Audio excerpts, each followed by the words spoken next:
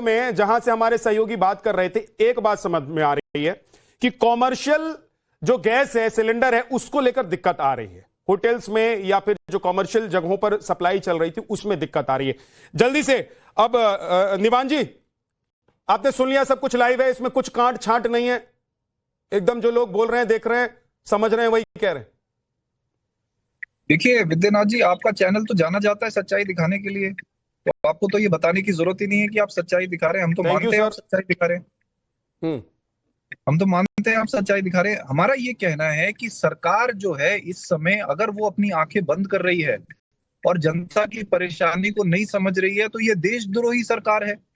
सरकार के प्रवक्ता का ये कह देना कि देश में कोई कमी नहीं है और नेहरू जी के जमाने में ये था और पुराने मनमोहन जी के जमाने में ये था, ये दिखाता है कि इनका एब्सोल्यूट जो प्रॉब्लम्स को समझने की अंडरस्टैंडिंग निल है, शून्य है। कहां निल है आज निवान जी?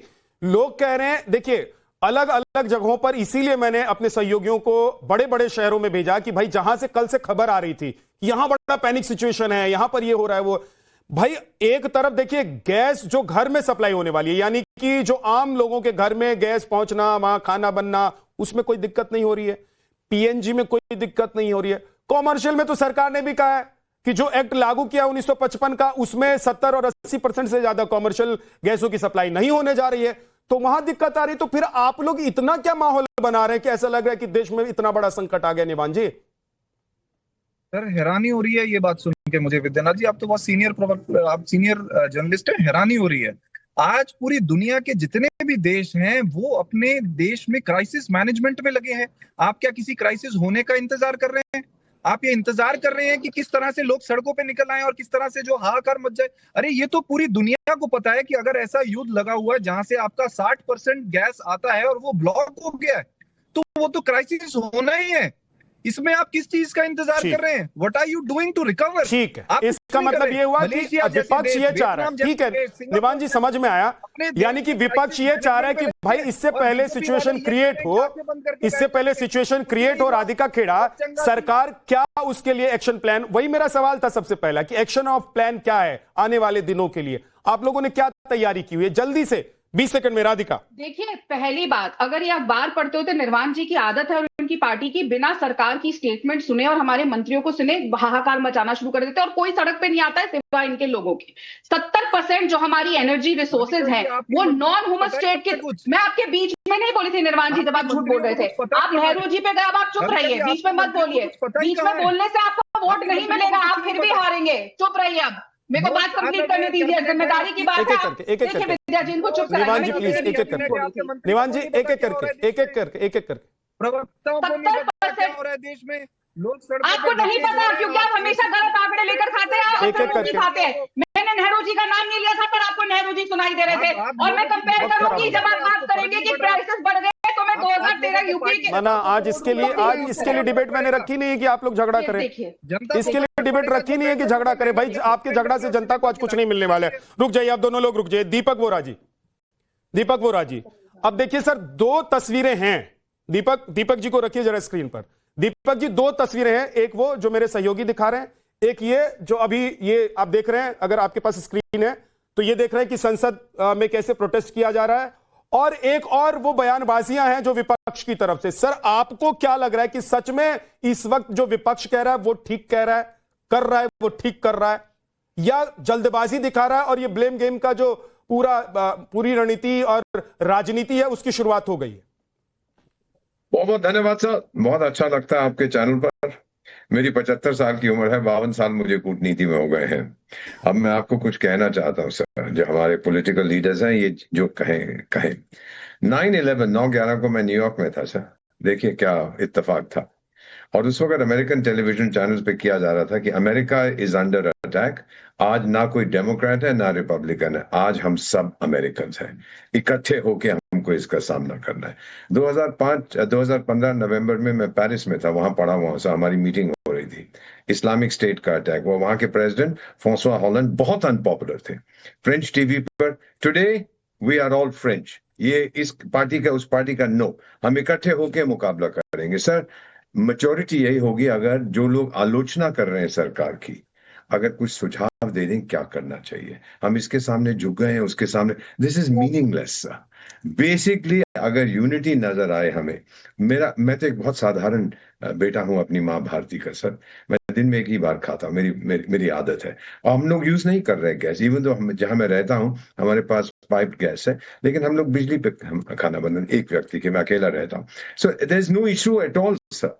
जब अगर सब लोग ऐसा करेंगे गाली गलौज की बजाय, अगर हम अपना इंडिविजुअल कंट्रीब्यूशन दे दें तो कितना अच्छा रहेगा सर। मेरा बस इतना ही कहना है।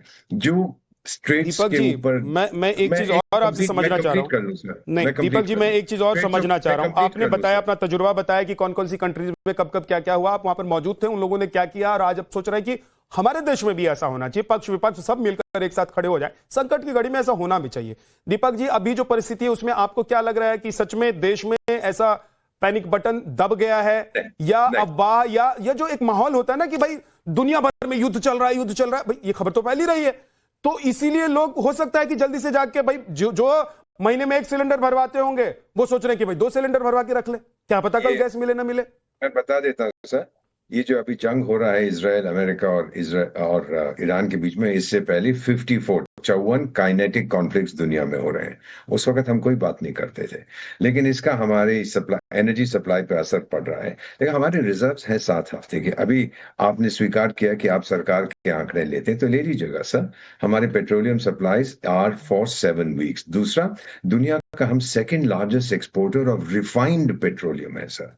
हम ऑयल, पेट्रोल बेचते हैं, डीजल बेचते हैं, एविएशन टर्बाइन फ्यूल बेचते हैं, और अगर क्रूड मेरे पास नहीं आएगा तो उनकी भी कीमतें बढ़ेंगी। Sir these are things to consider. इसीलिए तो जो अमेरिका के राष्ट्रपति, चाहे मेरा दोस्त है, दुश्मन है, जो मर्जी आप उसको कहिए, कि ही हैज सेड कि इतने दिनों तक आप रूसी क्रूड ले सकते हो। फाइनली सर, मैं चाहता हूं कि हमारे विपक्ष के जो लीडर हैं सर, आप जरा ऑयल प्राइसेस आज की पता कर लीजिएगा सर। जो आप जल्दी से निखिल जैन जी, आप उंगली उठा रहे थे और निर्वाण जी उंगली उठा रहे हैं। May I just complete, sir? May I just complete? जी please sir, 10 minutes ago, 10 minutes ago, okay sir, 10 minute पहले Brent crude is $80 per barrel, क्योंकि डोनाल्ड ट्रंप ने कहा है कि जंग खत्म होने वाला है। आपको पता नहीं कब की इंफॉर्मेशन है कि $100 के आसपास है।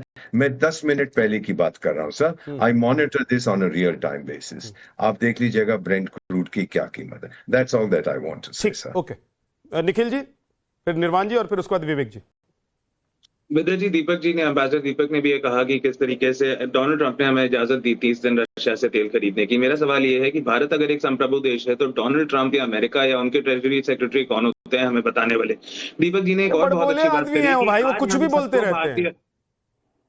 नहीं, पर वो कुछ, राहुल गांधी प्रधानमंत्री अगर देश के हो जाएंगे, नहीं सॉरी, नहीं विद्या जी सॉरी, और अमेरिका का कोई राष्ट्रपति ये कह दे कि भारत को मैं ही चला रहा हूं, नहीं एक सेकंड, तो हम लोग इसलिए रोने लग जाएंगे कि भाई राहुल गांधी देश चला रहे हैं, लेकिन क्या बोल रहे हैं, वो बड़े बोले आदमी है भाई, वो कुछ भी बोलते रहते हैं। एक सेकंड, और एक चीज बताइए निखिल जी, एक चीज बता दीजिए मुझे, क्या भारत और अमेरिका के बीच में कोई एग्रीमेंट हुआ है कि हम रूस से तेल खरीदेंगे, फलाना से तेल खरीदेंगे, नहीं खरीदेंगे, कोई एग्रीमेंट है?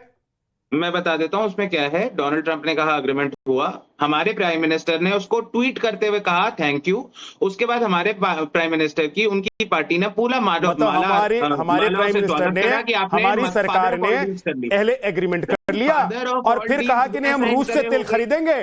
फिर अमेरिकी राष्ट्रपति ने कहा कि अच्छा भाई एग्रीमेंट करने के बाद तुम तेल खरीद रहे हो, लाओ हम तुम्हारे ऊपर टैक्स लगा देते हैं, और फिर कहा कि अरे नहीं ये तो गड़बड़ हो गया, टैक्स हटा लो। ऐसा नहीं हो तो बच्चों का खेल नहीं है ना निखिल जी। ये 2 देशों के बीच का अगर कोई एग्रीमेंट है, उसमें अगर एक बार एग्रीमेंट हुआ तो हुआ, नहीं हुआ तो इसका मतलब डोनाल्ड ट्रंप बोलते रहे, वो तो कहते हैं पूरी दुनिया वही चला रहे हैं ना निखिल जी। अच्छा, मैं बात तो एक सेकंड पूरी कर लूं, आपने लाइन के बीच में इंटरजेक्ट करा था। डोनाल्ड ट्रंप अगर मैवरिक हैं, वो बड़बोले हैं, कुछ भी बोलते रहते हैं, और हमारे प्रधानमंत्री को डर लगता है उन्हें कुछ काटने से, ठीक है मान लिया। वहां के ट्रेजरी सेक्रेटरी भी ये बोल रहे हैं, ये स्टेटमेंट तो ट्रेजरी सेक्रेटरी की थी। वहां के डेप्यूटी फॉरेन मिनिस्टर इंडिया में आके कहते हैं हम इंडिया को विकसित भारत नहीं बनने देंगे, not the deputy foreign minister, deputy foreign secretary I think. The point is कि यूएस एडमिनिस्ट्रेशन के बड़े छोटे अधिकारी, मंत्री, सचिव आके भारत के खिलाफ स्टेटमेंट्स देते हैं, भारत को नीचा दिखाते हैं, और प्रधानमंत्री रिव्यू भी नहीं करते। अब इसमें आप बोलिए कि अरे आप डोनाल्ड ट्रंप की बात क्यों सुन रहे हैं? डोनाल्ड ट्रंप की बात नहीं सुननी तो वहीं पर क्यों जाते हैं यूएस बार बार? कुल मिलाकर आप ये कह रहे हैं कि डोनाल्ड ट्रंप की बात हमको सुननी चाहिए, डोनाल्ड ट्रंप जो कह रहे हैं उसको सच मान लेना चाहिए, हमारे प्रधानमंत्री ट्वीट नहीं कर रहे हैं, नहीं बोल रहे हैं तो उनको बोलना चाहिए।